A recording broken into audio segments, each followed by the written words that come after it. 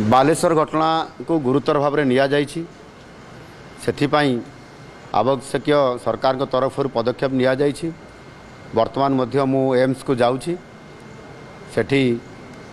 से छात्री जो गुरुतर अवस्था रे से चिकित्सा होती से उपरे निजे अनुध्यान करी देखी एवं कौ कारण ये सब परिस्थिति हैला ता उपरे तदंत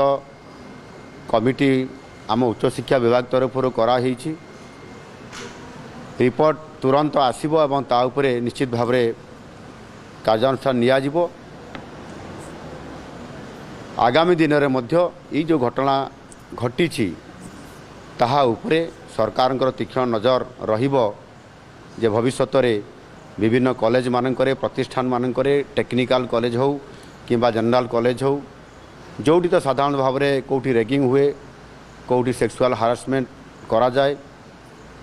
ये प्रकार जो घटना घटुची ताहा उपरे स्वतंत्र भाव में सरकार गुरुत्वपूर्ण याकू एक प्रसंग हिसाब से नहीं आगामी दिन में ये घटना केमती न घटिबो ताहा उपरे मध्य स्वतंत्र भाव में उच्चस्तरीय या उपरे तदंत करी आगुआ पदक्षेप केमती निया जाई पारिबो सेति पाई सबु कॉलेज उपरे फोकस करा जाई पारिबो। Thank you.